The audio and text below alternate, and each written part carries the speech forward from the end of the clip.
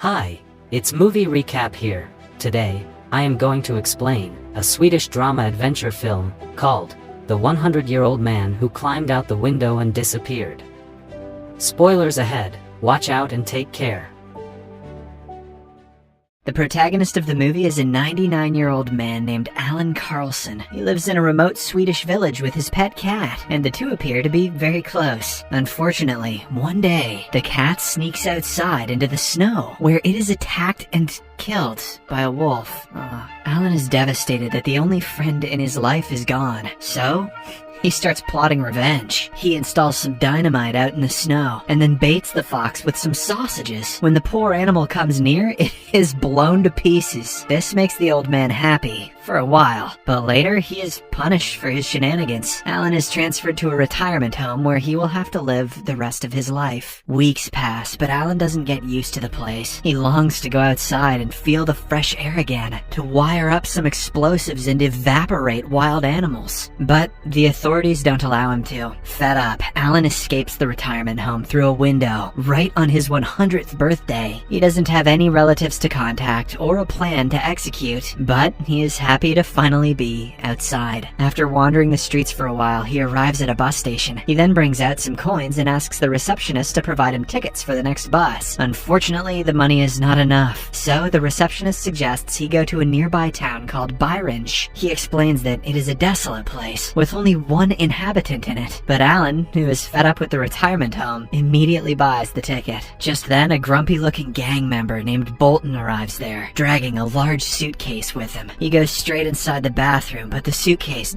doesn't fit, so he orders Allan to look after it until he comes back. The old man agrees, but soon after, when his bus arrives, he gets on it with the suitcase. This is how old people commit theft. If you catch them in the act, they just say, What year is it? After a while, the bus departs the station, and Allan starts narrating about his childhood. When he was a young boy, his father invented rubber protection and tried to endorse it to the general public. However, the Swedish monarchy took this as an act of blasphemy and imprisoned him. This guy's trying to make sex feel bad. Kill him! Later, they executed him with the help of the firing squad. Allan remembers the day when some officials came to his house and revealed about his father's death. They had brought along some of his belongings, which were mostly explosives and ornaments. Although his mother wept profusely, Allan didn't give a single frick because his father was always absent from his life. Rather, he started experimenting with the explosives and quickly made it his hobby. Some years later, his mother also passed away after a lengthy battle with cancer. Now, Allan was completely alone, with no relatives or friends to support him, just bombs. However, he still didn't care. Allan continued his hobby of blowing things up and gradually got better at it. Ironic that his father's life's mission was to stop anything from blowing. In the present, he arrives at Byringe, which is a small town in the middle of nowhere. When the station manager Julius sees Allan wandering around with a large suitcase, he inquires if everything is fine. The latter explains that he just wants to explore the world as much as he can before passing away. Hearing this, Julius invites him to his house and offers him some food. At this point, the officials at the retirement home have also found out about Allan's disappearance, and a medium-scale search operation led by Detective Aronson has been put in place. Elsewhere, we see that Bolton has beaten up the receptionist, and the two are currently on their way to Byringe. The angry gang member is adamant on retrieving his suitcase, indicating that something very valuable is kept inside it. After a while, he makes it to Byringe and immediately heads inside the only house present there. Bolton finds Julius in the kitchen and starts assaulting him to get information on his suitcase. Fortunately, Allan arrives from behind and knocks him out with a strike to his head. The two oldies then drag his body and lock him inside a freezing unit. In the next scene, Allan and Julius decide to open the suitcase to see what's actually inside it. To their shock, it is loads and loads of cash. Despite their old age, the two are blinded by the money and decide to keep it for themselves. That night, they celebrate their success over drinks. Unfortunately, the next morning, they realize that Bolton is still locked up in the freezer. Julius rushes to check on him, but when he opens the door, the gang member is already dead. This upsets the oldies, as an innocent man passed away due to their negligence. However, for Allan, this is not the first time he has killed someone. Decades back, when he was still a teenager, he accidentally blew up a merchant while testing his new explosives. As a result, he was confined to a mental asylum, where he had to live for 30 years. Moreover, before Allan was released, he was neutered, as the officials believed his offspring would also be a menace to society. Allan wandered around the city until he found a job at a cannon factory. If I can't shoot loads, I may as well shoot balls. There, he met a Spanish revolutionist named Esteban and started learning about politics. As the days passed, they became good friends, and Esteban eventually convinced Allan to join the fight against the dictatorship in Spain. The two traveled to Madrid, where they planned to kill General Franco. However, on the very first day, Esteban got killed because of his talkative nature. This didn't intimidate Allan though, and he continued doing what he did best, blowing things up. He became a very important part of the revolution and helped his group win several battles. But one day, while he was trying to set off some explosives, he suddenly quit and decided to return to Sweden. On his way back, he stopped at car to ask for a lift, and at the same time, a large explosion took place nearby. To his surprise, the person in the car was none other than General Franco. He regarded Allan a hero for saving his life, so to return the favor, General Franco held a luxurious party in Allan's honor, and even gifted him with an extremely rare pistol. Unlike you, this doesn't fire blanks. Back in the present, the oldies transport Bolton's body in a wagon and dump it into a box, which is destined for Djibouti. Meanwhile, the receptionist from earlier goes to the police station and informs Detective Aronson about the old man and Bolton. He also reveals that they are currently in Birinj. Hearing this, the detective immediately sets off for the town. He arrives there shortly after and looks for clues inside the house. When he finds nothing, he goes to a nearby radio station and announces that a 100-year-old man has gone missing. If anyone is able to find out about his whereabouts, they will be rewarded handsomely. Elsewhere, we are introduced to a ferocious-looking guy called Gideon. He is revealed to be the leader of the same gang Bolton used to be a part of. Gideon is currently on house arrest because of a crime he committed recently. Unfortunately for him, the suitcase was supposed to be delivered to one of his clients. Now, he has 24 hours to find it, and if he doesn't, he will be executed. He better get on with it. On the other hand, as Julius and Allan are on their way back home, they have a sudden change of mind and decide to go somewhere else. So, they approach an innocent-looking guy named Benny and ask him for a ride. The latter agrees and asks, "Where do you want me to drop you off?" To which the oldies reply, "Wherever you're going."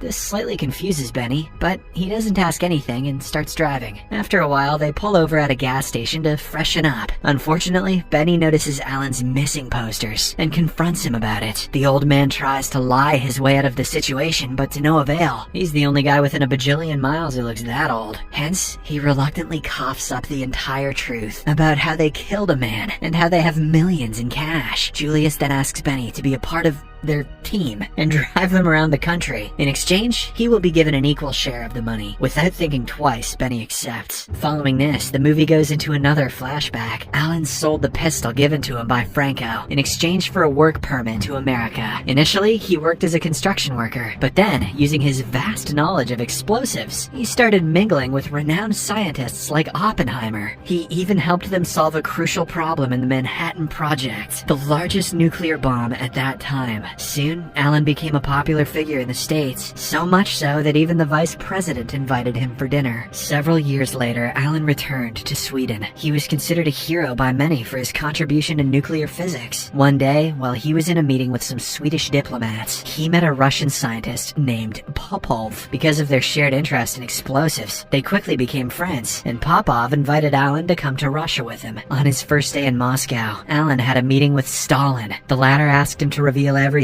about the Manhattan Project, but Allan refused. As a result, he was sent to the Gulag, where he met Albert Einstein's timid twin brother Herbert. The two plotted for an entire year and eventually escaped the place by blowing it apart completely. I'm beginning to suspect this movie's not true. In the present, Benny's car runs out of gas, so they are forced to stop at a roadside farm. The owner, Gunilla, offers to provide them with shelter for the night, but only if they pay her a good amount. Hearing this, the trio starts laughing, as money is definitely not a problem for them. After a while, Gunilla introduces them to her pet elephant, which lives in a nearby shed. Days pass, and the three continue living in the house. Gunilla also doesn't order them to leave, because she has finally found some good friends. Unfortunately, one day, a gang member finds their location after spotting Allan nearby. He slowly approaches the residence with a gun in hand, and when everyone is distracted, he grabs Allan from behind. The gang member then threatens the others to bring out his suitcase if they don't want to see the old man dead. dead. Reluctantly, Benny heads inside and retrieves the bag. But just as the gang member is about to flee, Gunilla arrives with a weapon of her own. This scares the gang member, and in a state of panic, he slips and falls right under the large elephant. Unfortunately, the poor animal becomes terrified and sits on top of the gang member, killing him instantly.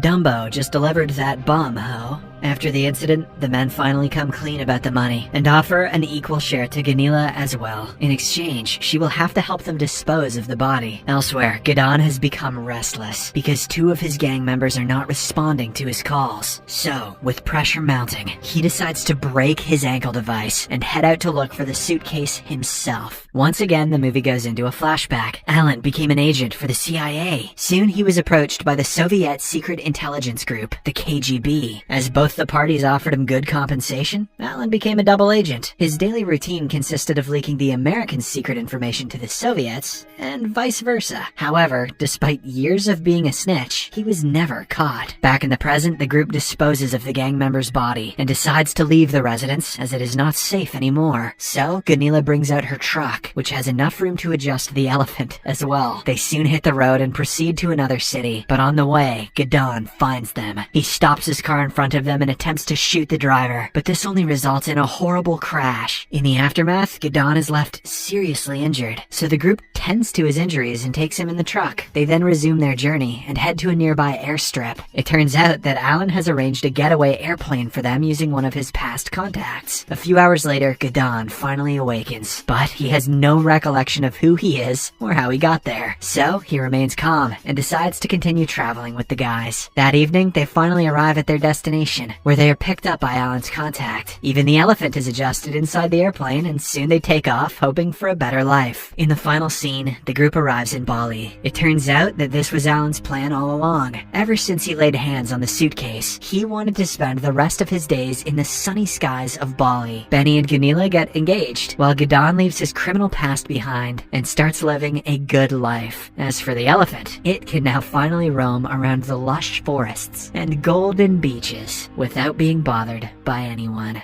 Dumbo's getting that sun for show. Subscribe for more videos like this, turn on notifications, and leave a like to help the channel out. Thank you for watching.